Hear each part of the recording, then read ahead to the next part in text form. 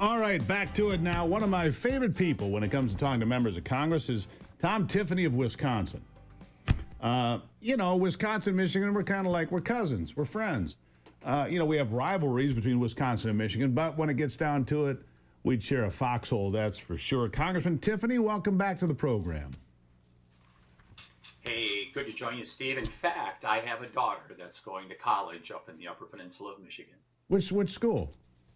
She's up at Michigan Tech in the engineering program. Oh, yeah. And boy, I tell you, it is a great school. It's a great program. It's legendary for engineering, actually, Michigan Tech is. Also legendary for many feet of snow. If you like snow, but you're from Wisconsin, it's not probably a big deal.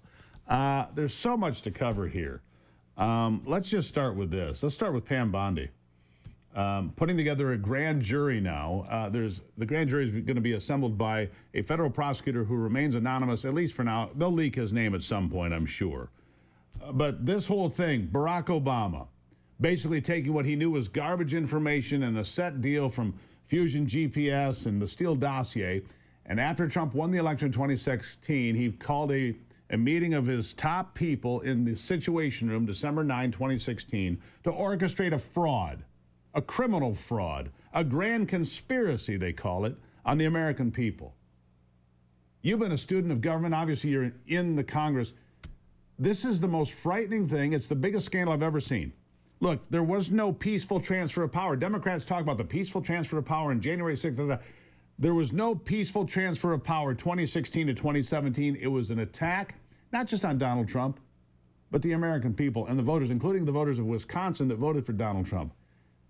Pretty frightening, isn't it? There's no doubt about it. And isn't it all projection by Democrats? I mean, they hurl these epithets and they hurl accusations at Republicans all the time. But then when you pull back the curtain, you see it's Democrats that have been conducting that type of behavior.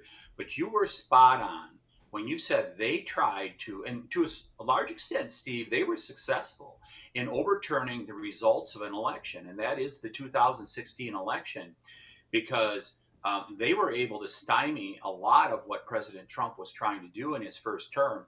And it is actually amazing the amount of good stuff that he was able to get done in spite of all the obstacles that were put in his place. But, Pam Bondi, the Department of Justice, and others, they got a tough job before them because we've never seen this before in history. We've got nearly half the population that believes Russia collusion is a real thing. They don't realize yet it's not a real thing. Luckily, that's ebbing away some. But to your point, in a poll I saw a week ago from Rasmussen, 60% of Democrats still believe the absolutely made-up fairy tale that Russia had anything to do with Donald Trump in 2016. It's completely false. It was made up by Fusion GPS. And here's the thing. You go back and you watch Barack Obama giving speeches before and after the inauguration of Donald Trump, laying the groundwork of, we've got to be able to take care of the, and measuring his words, but he was laying the foundation for a completely false narrative that was taken up by John Brennan, James Clapper, James Comey, Andrew McCabe, and the list goes on and on. These people committed criminal acts against this country. And I, for one, have been calling for a grand jury on this program. I was so happy that that's what they decided to do. We don't need a special prosecutor. We've got the evidence, thanks to Tulsi Gabbard, thanks to Kash Patel, thanks in large part to Senator Grassley. Chuck Grassley of Iowa has been on this like a hound dog on a hot trail, but very patient, very methodical. How important do you think he is in all of this? Oh, he's playing a key role in it. And I'm looking forward to in the Judiciary Committee. My understanding is when we come back in September, sometime this fall, we are going to have Pam Bondi and Kash Patel before our committee, which happens on a regular basis once or twice a year. And you can bet they're going to get a lot of questions in regards to this issue because people want accountability, and President Trump has promised people accountability. Yeah, absolutely. All right. So, the crime here, and this is truly what I think, Congressman. In order for us to have faith in our institutions again, look, the FBI was involved with this. James Comey, the same guy that prosecuted Martha Stewart for committing no crime at all, This same guy, this is his whole career. He goes after people that haven't committed a crime. Oh, well, she lied to the FBI. She did? I don't think so.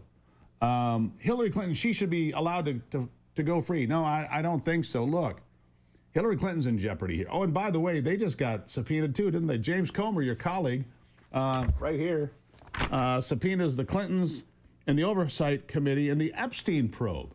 Another huge development. What do you make of that? Well, I just believe that the left goes through all of our institutions one at a time and knocks them down. And this is what, remember back in, I think it was perhaps at the start of the second term of Obama, he put Eric Holder in charge of putting the people in the Department of Justice who think like them. That's exactly what we got with Comey and Strzok and all those people. They were like thinkers, and they wanted full power for a all-powerful federal government. They put the pieces in place, and they were executing their plan. Yeah, absolutely. You know, I look at this, and they're executing the plan. And speaking of, I just take a quick deviation over here to Epstein. Ghislaine Maxwell, speaking to Todd Blanche, the assistant deputy attorney general, Trump did nothing concerning. He never did anything concerning. That's the exact quote. Never did anything concerning, is what Ghislaine Maxwell told Todd Blanche during a 9-hour interview where he asked about 100 different people. That's the list I'd like to see, by the way, if we're going to see 100 different people on the list. Once again, though, the Democrats are screaming, well, we need the Epstein files. They didn't care about them for years and years. All of a sudden, they think there might be something there. Ghislaine Maxwell says there's nothing there about Trump. Nothing of any significance or importance. Never saw him do anything concerning. I mean, they'll throw a red herring out there at every turn, Congressman, to try to throw us off the scent. But I am so glad that Kash Patel and Pam Bondi are on it.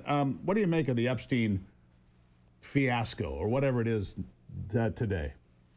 In terms of the big picture, Steve, here's what I think it's about. Democrats are at 17% approval. I mean, they have nothing.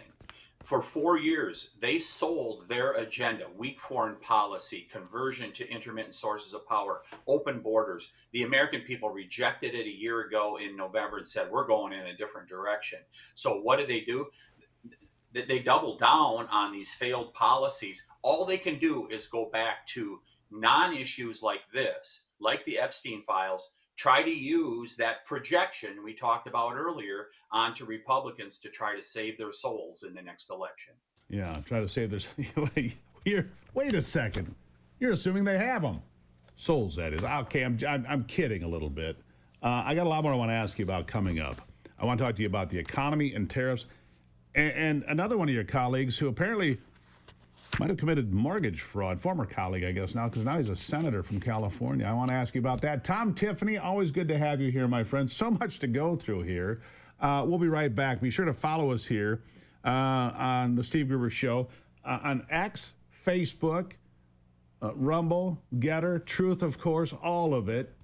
And most of those places you can see us live every day as well. Back with Congressman Tom Tiffany from Wisconsin in just a moment.